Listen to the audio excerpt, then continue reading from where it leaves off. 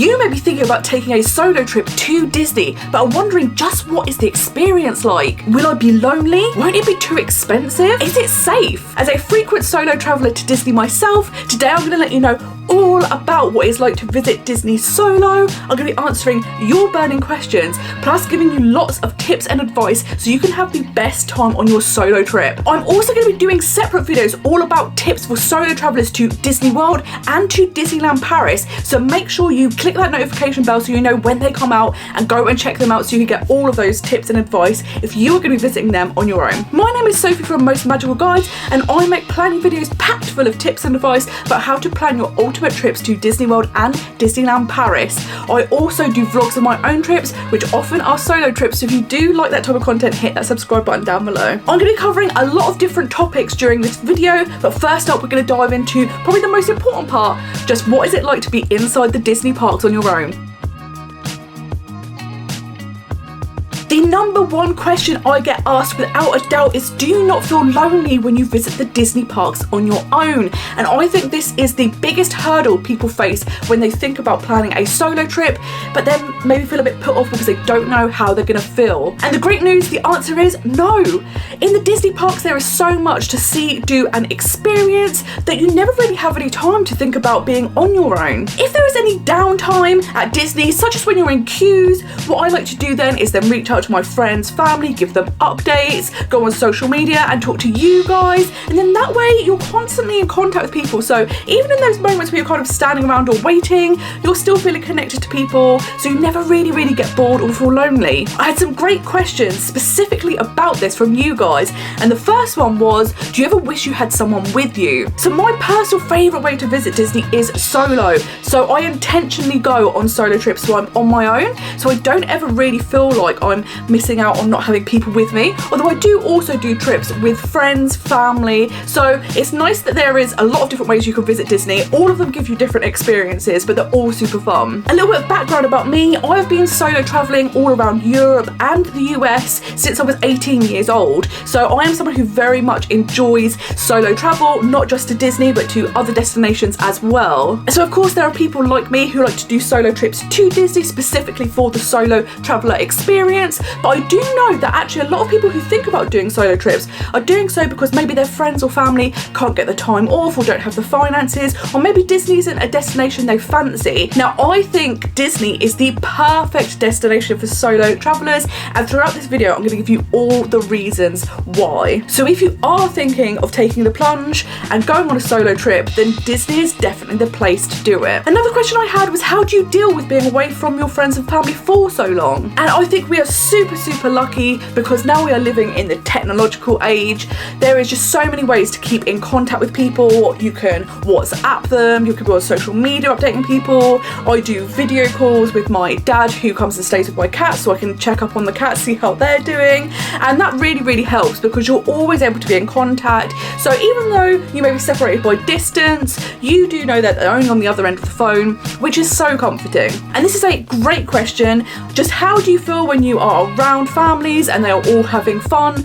Does it make you feel lonely? And the answer is no. And I think again it is simply because there's so much going on when you're at Disney. You're not really aware of other people. You're just so in that Disney bubble having the absolute best time. So I don't really notice anyone. And if you do witness any special moments between people at Disney, I think it just heightens your experience because you know there is magic in the air when you're at Disney and these people are having a fantastic time and you get to go away with a nice little memory too. But I would also like to point out that oftentimes you will see a lot of families arguing. It is one of those places where I think there is a lot of pressure. People have spent a lot of time and money planning their trips, and I think they have an idea in their head of how it's going to go, and if it isn't, that could cause a bit of friction. So you definitely notice that at Disney as well. So then those times you think, I'm kind of glad I'm solo. I want to give you some general tips and advice about what it's like being solo in the parks themselves. So first up, I'm going to talk about taking advantage of the single rider queue. Now most Disney parks will have some rides that have single rider queues. This is so that instead of sending carts that have a seat empty and it slows the queue down, they can put a single rider in, and then they're getting as many people on the rides as possible. The great advantage for you is that single rider lines tend to be much shorter. This means you get to go on all of the best attractions, but you don't have to wait as long, which is fantastic, and that is the power of being a solo traveller. The thing I love the most about solo trips is it gives you the ultimate freedom to do whatever you like. If you're an early riser and you want to rope drop every day, you can do that. If you want to lie in and relax at the resort, you don't have to feel pressured to be getting ready and going out with other people. If there are certain rides you enjoy, you could go on them over and over again. If you want to do It's a Small World 10 times in a row, you live your best life. Likewise, if there are rides you do not enjoy, you don't have to feel pressurized to going on them. You are also in control of your budget, so you could be as frugal or as luxurious as you like and not have to consider other people's budgets when you're planning your trip. Being solo also gives you the opportunity to try anything you've ever wanted but haven't had the opportunity to. You might want to do a backstage tour, go to a special event, stay in a certain resort, maybe dine in a certain restaurant.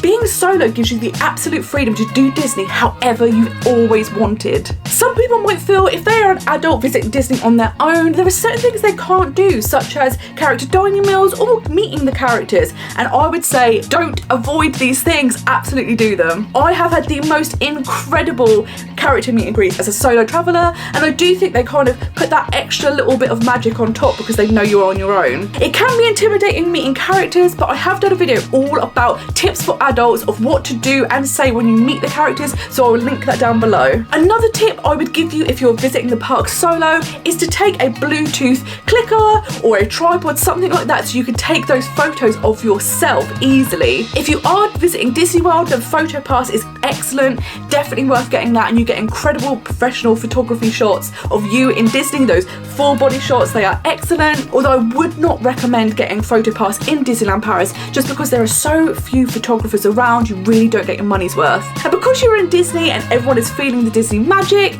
people are more than happy to take your photograph for you, so don't be afraid to ask them and simply return the favour, and then everyone goes away happy. I also had another great photo, which was, do you use social media to meet up with other solo travellers whilst in Disney? This is a really great question because there are actually a lot of solo traveller Facebook groups, things like that, where you can meet other solo travellers. I use these groups so that I can get tips and advice, see recommendations, things like that, but people do also put out notifications, I'm going to be here on this day, if anyone would like to meet up, it would be great to meet other solo travellers. So if you are nervous about feeling lonely, this can be a really great option, plus you might go away with some new Disney friends. Of course, whenever you meet new people whilst travelling solo, there are some precautions you should take, and I'm actually going to do a little section later on all about safety whilst at Disney, and we'll talk about that then. This question made me laugh a lot, and I've actually heard a lot of people say this. They have a family and they have young kids.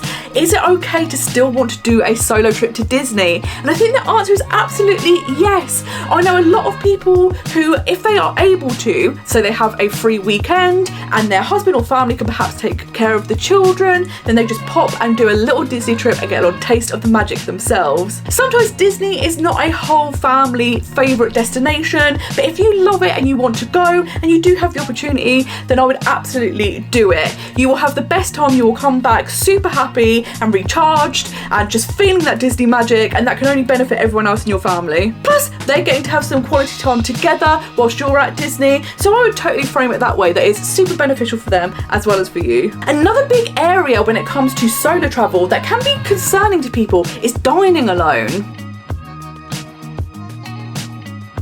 This is a topic that seems to come up quite frequently, and people are worried about standing out or people looking at them because they are on their own.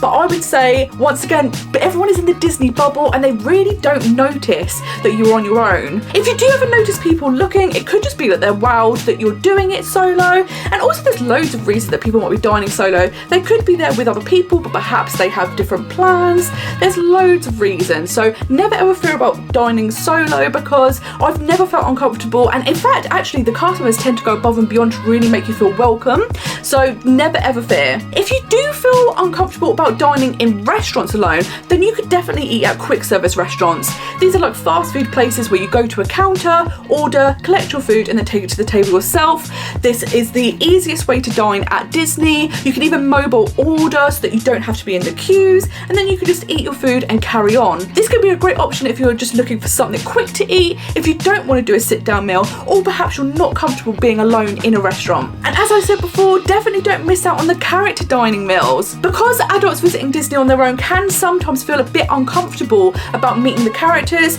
character dining could be a really great way to navigate this. If you go to a character dining meal, not only are you there to meet the characters, but you're also eating, so you've got like a double reason to be there and can feel a bit more comfortable than just waiting in a queue to meet a character on your own. When you're at character dining, the characters will come round to everyone's table, so you all get a time to meet them, and it is super fun, and some of my favourite meals have been character dining meals. I love that you get to have a little chat with the characters, you get some photos, but often you also get really good food as well. Going to a table service restaurant can also be a really great way to have a break in the day, and you are definitely going to need it because your feet are going to be tired. If you're in Florida, it's going to be super hot, so this can be a really great way to relax, unwind, rest your feet, but also have a nice meal. If you do want to go to a table service restaurant, the best thing to do is to book reservations in advance. Now, with Disneyland Paris, I have never had problems with booking for one person. I've always been able to find reservations, and it's been super easy. Disney World, unfortunately, does seem to be harder to get solo reservations for, so what I do instead is book for 2 people. This way, loads more reservations open up. You would be sat at a table for 2 people anyway, so it doesn't make much difference, and after you have booked, you can modify it down to 1 person if you like. I've never had any problems with modifying my reservations, or even what I've sometimes done is when I get to the restaurant and I do the online check-in, if you're going to a Disney World restaurant, you can do this, and I just say then that it's just a table for 1 person, and that's all they need to know. There's never been an issue, so that's absolutely fine. So dining alone can seem scary, but I would say definitely do not miss out. Like I say, so many people are just in their own little Disney bubble. They aren't really looking at you, and there are so many great dining experiences to be had at Disney that you should not miss out just because you're on your own. The cast members will go above and beyond to make you feel comfortable, so go and do all of the things that you want to do, because like I say, the best thing about being solo is you have the ability to do that, so do that with your dining too. Next up, we are going to be talking about something that I actually think is the biggest issue when it comes to solo travel, and that is the cost. Now, there are some elements of your trip that are going to cost the same regardless of whether you are solo or not, such as flights, but some things such as hotel rooms can cost more, even significantly more, if you are a solo traveller. If you visit Disney World or America in general, hotels tend to be sold per room, so of course the more people you have in a room, the cheaper it becomes, but as a solo traveller you take on that whole cost yourself. Because of this, solo trips can be very expensive. Luckily in Disneyland Paris it is slightly different. In Europe we don't tend to sell by the room, it's how many people are in the room. You may have a slight supplement for being solo, but it's not too much, so I've always found the deals at Disneyland Paris solo not too bad. One of the great things about staying at a Disney hotel is they have lots of different categories, and as a solo traveller the value options are always the best bet. These are the most budget friendly, and as you're not going to probably be spending much time in the room, it is well worth just getting the cheapest room you can get and then enjoying your time at Disney. Oh no, you gotta sit down. The other option as a solo traveller is to stay off-site, not in a Disney hotel. Often these room rates seem much cheaper, but I would say sometimes there can be hidden costs, so be sure you factor that in. I have done a video all about what those hidden costs may be, so I'll link that down below. If you want to go off-site at Disney World, it is worth noting that Disney World itself is massive, so you will have to factor in stuff like transportation to get to the parks, resort fees at your hotel, things like that. If you stay off-site at Disneyland Paris, it's worth noting that if you were to stay in the Disney hotel itself, your park tickets are included, but if you stay off-site, you have to pay for them them yourself. Sometimes it can actually work out more expensive to do that. So what I do when it comes to visiting any Disney destination is price up how much it would cost to stay on site and how much it would cost to stay off site when I factor in all of the other hidden costs. Oftentimes there isn't much difference, so if you do want the full Disney experience, I would highly recommend staying at a Disney hotel. Something that is great about staying at Disney themselves is the free transportation that they have on offer, so it's super easy to get around and it also feels super safe. What I also like to do to try and save some money is book when there is an offer on. For my trips to Disney World, every year they tend to release a deal.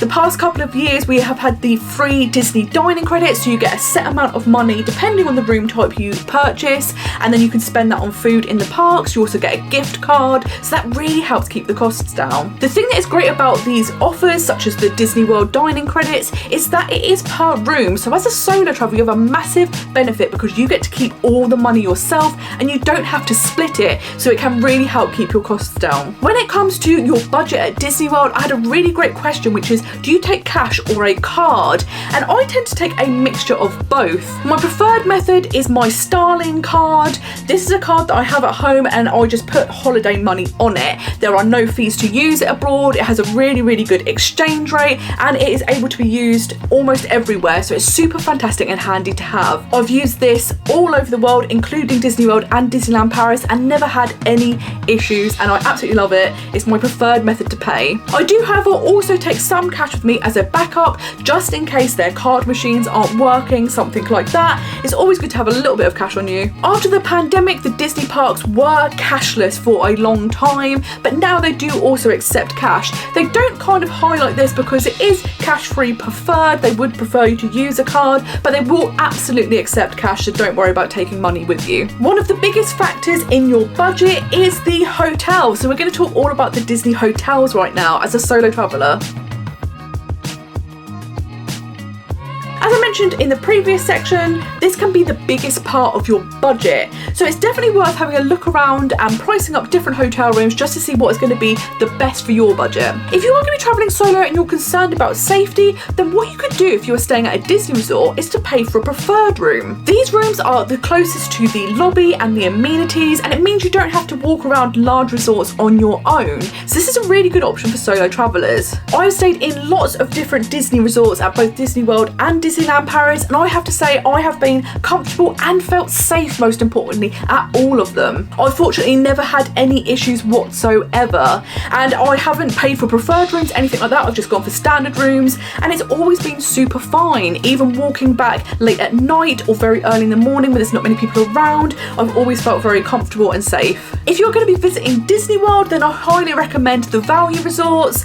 These are the most budget friendly, but they have everything you need, and because you're going to be out of the parks all day long, you're probably not going to need lots of bells and whistles. I have also stayed at deluxe resorts at Disney World, and what I've done in those situations is I've actually stayed in the resort all the time and just enjoyed the resort, because I do think if you're in the parks a lot, it's not really worth the extra money, in my opinion, to be spending out on the deluxe resorts, because the room is what you're going to be going in most. You're not going to have as much time to enjoy the amenities if you're in the parks. So unless you're going to be spending a lot of time in your resort, I would definitely pick a value resort, and then the money that you save you can put into the rest of your trip. Something that is great about Disneyland Paris is all of the hotels are within a 15-minute walk of the parks, but they also offer free shuttle buses, so you can easily get back and forth. There's no worries whatsoever about that. The pathway between the hotels and the resorts in the evening can be a little bit dark at Disneyland Paris, but I've always found them super safe. There's typically always people around,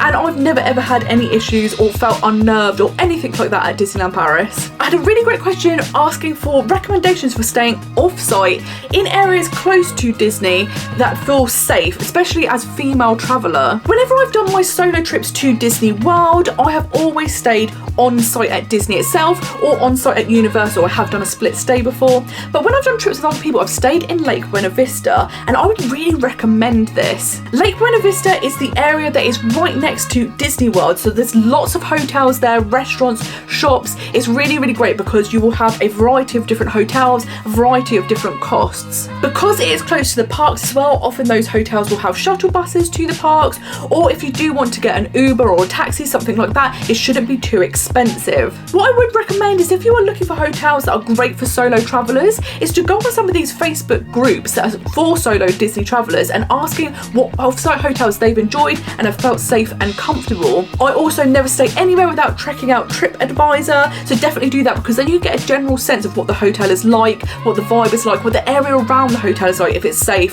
and that can be super helpful. When it comes to Disneyland Paris, I have stayed off-site before, and again it was very simple. There are lots of hotels in the area and they kind of cater for people going to Disney, so you will often find solo travellers there. These hotels again often have free transportation to the parks, which is super handy, and if you do have to get a taxi or an Uber, something like that, then it's not very far, it doesn't cost too much. Again, I would check out TripAdvisor, but some hotels that I would recommend are the B&B Hotel and Campanile Val d'Europe. These hotels are on a strip of 5 hotels really close to Disneyland Paris. They have shuttle buses that go backwards and forwards. They're really affordable. I found them clean, comfortable, safe. I would highly recommend them. I would say that B&B I liked slightly more, and it had a slightly cheaper price at the time than Campanile, but there is a long strip of hotels there. There's 5 different types, all different themes, so whatever you fancy, they are a really good option because they're close to the parks, they're not too expensive, but as I say, do remember you do have to pay for your tickets, so make sure you check out the price for a Disney hotel, which includes your tickets, because sometimes it's not much more, and if you have the option to stay at a Disney hotel, definitely do it. And whilst we're on the topic of safety, I want to talk a little bit more about this as a solo traveller, particularly as a female solo traveller as well, and also just the general anxiety of travelling solo. As I mentioned before, I've been solo travelling since I was 18, and I've been travelling all over Europe and the US, so I'm well versed in solo travel, but of course there are some things that you should keep in mind. Things like not telling strangers where you are staying, and specifically not exactly where you're staying. Don't tell them your room number or the block of the building that you are in. Just be cautious about letting people that you don't know your exact plans, where you might be later that day, things like that. Something else you want to be careful of is social media. What I will often do is post updates while I am at Disney, but I will always make sure I've left the area that I'm in before posting the updates, just so people don't know exactly where you are at any given moment. You can choose to stay in preferred buildings at Disney resorts, so we are closer to the reception. If there is anyone that's making you feel uncomfortable, then what you can always do is speak to a cast member or Disney security. They will be super helpful and they will take your concerns seriously, so definitely do that if there is something that you feel is not right or is feeling a bit off or unsafe. But something I would say is Disney is super safe. Out of everywhere I've travelled, I would say I feel the most comfortable and safe there, which is why it's such a good place for first-time solo travellers. As a solo traveller, I often find the most stressful part can actually be the travelling itself, navigating the airports. And airports are just a very stressful environment anyway. Does anyone else feel like that? I feel like they are a very stressful place to be. So sometimes that can feel like the biggest hurdle, because once you're at your Disney destination, you know you're going to be having a fantastic time, but getting there can be the anxiety inducing part. To help overcome this, what I would do is look up everything in advance. If you can look up your airport, and oftentimes they will have a map of the layout, so you kind of know where you need to go in advance. You could even plan maybe where you're going to eat, or you might want to book something like fast track security or an airport lounge so that it's a bit more relaxing experience. That can be really helpful. I also keep tons and tons of checklists, so I know I've got everything packed and ready to go. I also keep a document wallet on me, and I keep everything in order, so I have the airport parking, my boarding pass, my hotel details, park tickets, etc. So it's all in order and all in one place. I'm not scrambling around to find it all. Solo travel groups are also a really fantastic way to find out how to get from the airport or the train station, if you're going to Disneyland Paris, to your hotel. Sometimes you can get things like coaches that are provided by Disney. Hello. Sometimes there are coach services that are available that you can pay for that will take you to your Disney hotel. Otherwise, you may get an Uber or a Lyft. Disneyland Paris has a high-speed train from Charles de Gaulle Airport straight to Disneyland Paris, which is fantastic. So I would look up all of these in advance and see which one will fit you better, what fits your schedule, what fits your budget, and just knowing in advance exactly how you're going to get from the airport or train station to your hotel will make you feel so much more comfortable. I would also give yourself plenty of time, because there is nothing worse than feeling rushed at an airport or a train station when you know you can't miss your transportation. And this includes giving yourself extra time to get to the airport or the train station. I cannot bear the thought of being stuck in a traffic jam and then the stress that would induce, so I would always rather be there early, and then at least I know I am here, I'm ready to go, and I'm not going to miss out on any time at Disney. If you have an early flight in the morning, something you might want to consider is getting an airport hotel. This is something I like to do because it just means you're already at the airport, you're a bit more relaxed, you don't have to be getting up at like 2 a.m. and then the stress of that. It's just so much nice to start your holiday more relaxed and refreshed. Lots of airports now have hotels directly on site at the airports. They're super easy to get from your hotel to your terminal. You can also do this if you are going to be getting the Eurostar to Disneyland Paris.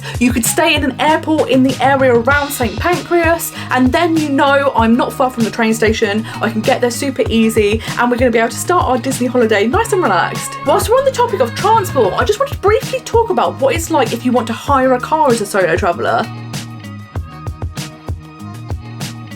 Whenever I go to Disney World, I always hire a car. It's something I've done for lots of my trips throughout the years, and I just love the freedom it gives you. But of course it is very different. You are in cars that are very different to over here. You're on the other side of the road. There are different driving rules. So it's really good to, in advance, have a little look on the internet just to kind of find out what do I need and how can I drive in America. There are lots of super handy websites that will list all of the different rules. So one simple one, for example, is if there is a red light, you are allowed to go round the corner if there is no traffic coming, which you don't have in the UK. So rules like that you want to check out so that you know you are complying completely with the rules of driving in another country. If you are thinking about hiring a car, I always use Florida Discount Car Hire. Here they compare the prices between lots of different companies such as Avis, Alamo, Hertz, etc. And they always get really, really great prices. They're based in the UK, and then you can also get things like a sat-nav sent to you for very cheap prices. I think it was £15. Plus they also give the option to add on extra insurance so you are fully covered. It's cheap, it's simple, and I very much like using them. I hope that by sharing my experiences as a solo traveller to Disney has been helpful for you, and maybe you've picked up some tips and tricks in this video. I have to say that visiting Disney solo is my absolute favourite way to visit. It is incredible to visit the parks anywhere you've always wanted. It is so freeing to be on your own schedule, your own budget, and just be able to do anything you've ever wanted to do at Disney. It is a super liberating experience. It's so fun, and I also think you learn a lot about yourself. If you are considering taking a solo trip, then I would absolutely encourage you to just jump in, take the leap and book it. I do not think you would regret it. I think it's something everyone should try at least once in their lifetime, and it could even become your favourite way to visit Disney. Thank you so much for watching this video. I hope it has been helpful for you, and until next time, I hope you have a most magical day. Bye bye.